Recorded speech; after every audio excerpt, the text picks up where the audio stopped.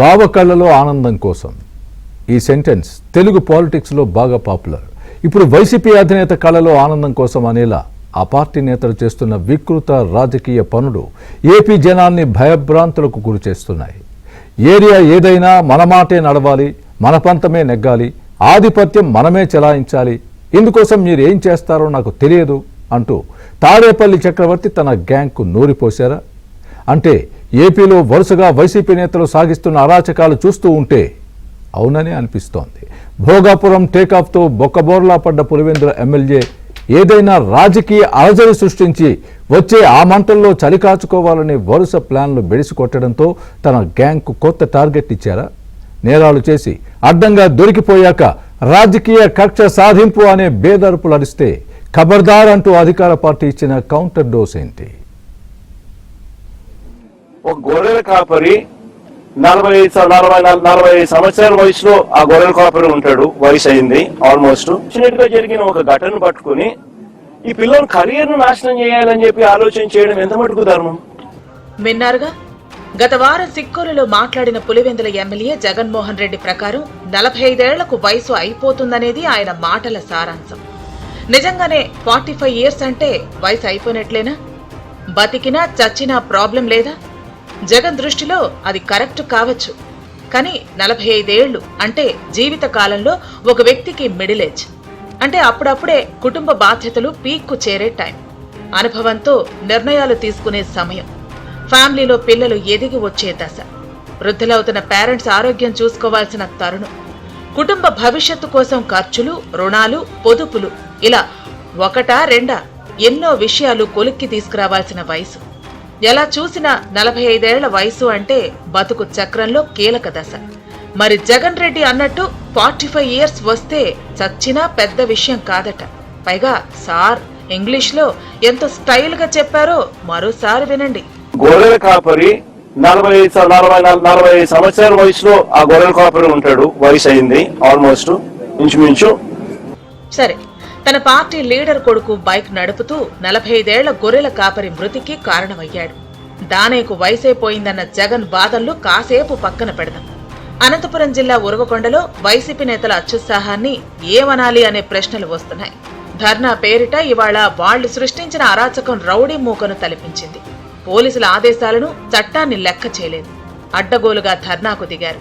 శాంతి భద్రతలకు విఘాతం కలుగుతోందని హెచ్చరించినా పట్టించుకోలేదు. నిబంధనలు ఉల్లంఘించిన మాజీ ఎమ్మెల్యే విశ్వేశ్వరరెడ్డిని పోలీసులు అరెస్టు చేశారు. నిరసిస్తూ వైసీపీ నేతలు రోడ్డుపై బైఠాయించి ధర్నా చేపట్టారు. వద్దని పోలీసులు వారించినా వినని వైసీపీ నేతలు రెచ్చిపోయారు. ఆందోళనకారుల తీరుతో ప్రభుత్వ ఆసుపత్రి వద్ద సామాన్యులు, అత్యవసర సేవలకు తీవ్ర ఇబ్బందులు ఏర్పడ్డాయి. పోలీసు వాహనాలకు అడ్డంగా రోడ్లపై రాళ్లు వేస్తూ పెద్ద ఎత్తున నినాదాలు చేశారు. ఆక్సిజన్ సిలిండర్లను రోడ్లపైకి తీసుకొచ్చారు. మరి ఇది కరెక్టేనా జగన్ రెడ్డి అనే కౌంటర్లు పడుతున్నాయి. పైగా ఎమ్మెల్యేగా పనిచేసిన విశ్వేశ్వరరెడ్డి ఆధ్వర్యంలో వైసీపీ నేతలు రుబాబు చేయటాన్ని పులివెందుల ఎమ్మెల్యే మరి దేనితో పోలుస్తారో?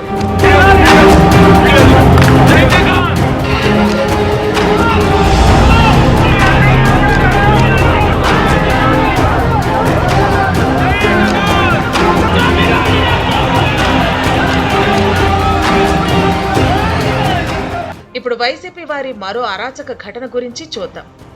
ఆలూరు నియోజకవర్గం చిప్పగరి మండలం నేమకల్లు అనే ఊళ్ళో గురునాథ్ అనే టీడీపీ కార్యకర్త, సంగాల గ్రామానికి చెందిన వైసీపీ కార్యకర్త గిరి మధ్య వివాదం తలెత్తింది. ఇద్దరు ఫోన్లో వ్యక్తిగత దూషణలకు దిగారు. ఈ వివాదం కాస్త చిలికి గాలివానగా మారి గొడవకు కారణమైంది. అయితే ఈ విషయం ఆలూరు ఎమ్మెల్యే విరూపాక్షికి తెలియటంతో మంది మార్బలంతో తరలివచ్చారు. ఇంకేముంది, టీడీపీ వైసీపీ వర్గాల మధ్య టగ్ ఆఫ్ గొడవ జరిగింది. ఇరు వర్గాలు రాళ్ల దాడులు చేసుకున్నారు. ఈ దాడిలో శేఖర్ అనే టీడీపీ కార్యకర్త తలకు తీవ్ర గాయం కాగా నాగరాజు అనే వ్యక్తి కూడా గాయపడ్డారు. దాడికి పాల్పడ్డ ఎమ్మెల్యే విరూపాక్షిని అరెస్టు చేశారు పోలీసులు. అయితే వైసీపీ ఎమ్మెల్యే దాడిలో గాయపడిన నక్కలదొడ్డి శేఖర్ యాదవ్ పరిస్థితి విషమంగా మారింది. దీంతో మెరుగైన వైద్యం కోసం కర్ణాటకలోని బళ్ళారికి తరలించారు.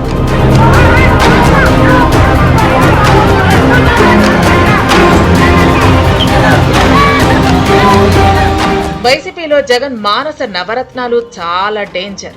మాజీ స్పీకర్ తమ్మినేని, మాజీ మంత్రులు సీదిరి, కారుమూరు, సిక్కోలులో చింతాడ వంటి నేతలతో ప్రజలారా తస్మాత్ జాగ్రత్త అంటున్నారు ఏపీ మంత్రులు.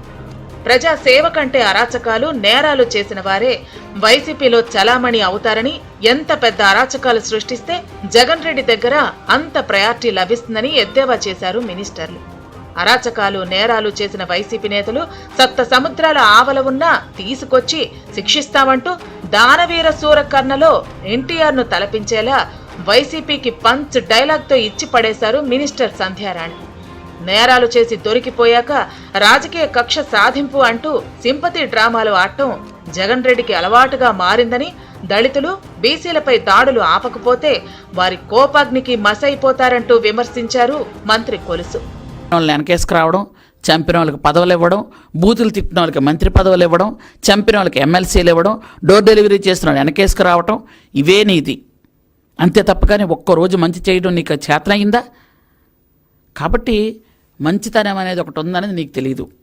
ఎందుకంటే ఎవరి ప్రపంచం అంతా గుర్తించింది, తల్లి చెల్లిని మెడపట్టుకుని బయటకు గెంటేసినాడు మనిషి కాదు అని. అది అందరికీ తెలుసు. తెలిసిన తర్వాత కూడా ఇంకా నువ్వేదో మంచోడుగా వేషం వేసుకొని తిరుగుతామన్నా ఎవరు ఊరుకునే పరిస్థితి లేదు.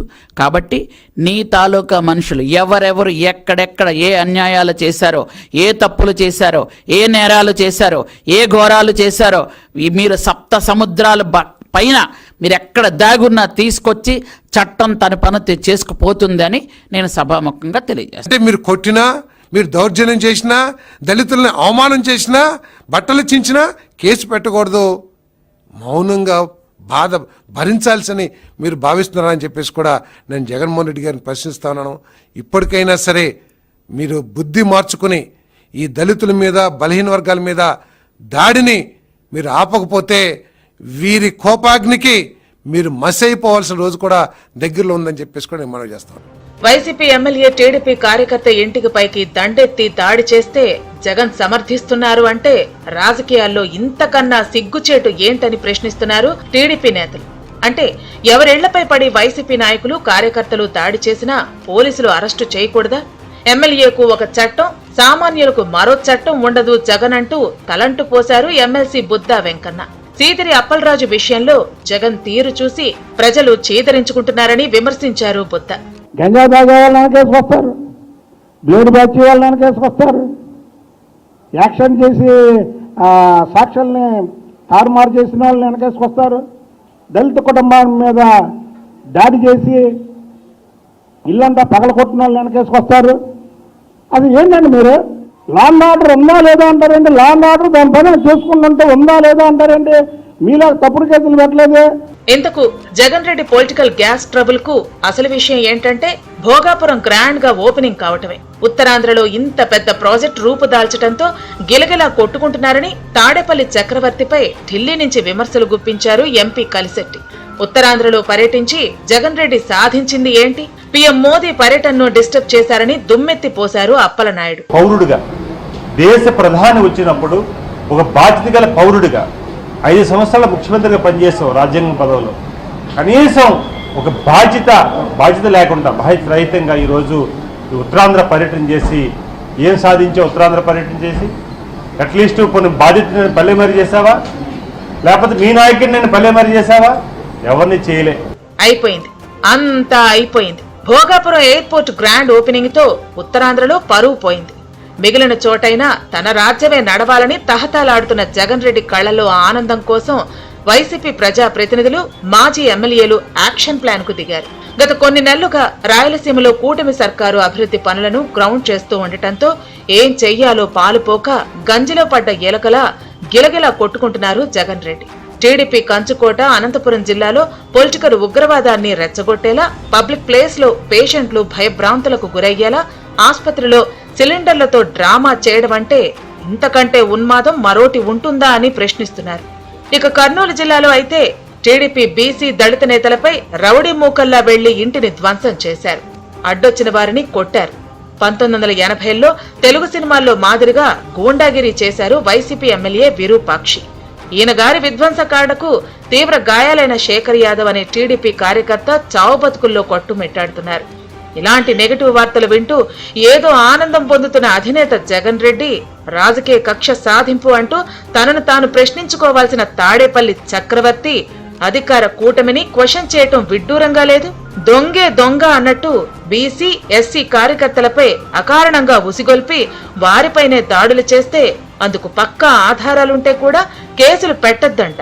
ఇదెక్కడి ధర్మం అని 5 ఏళ్లు పాలన సాగించి వితండవాదం చేస్తున్న ఆ ధర్మప్రభువే చెప్పాలంటూ ఏపీ వాసులు జగన్ రెడ్డిని జస్ట్ ఆస్కింగ్.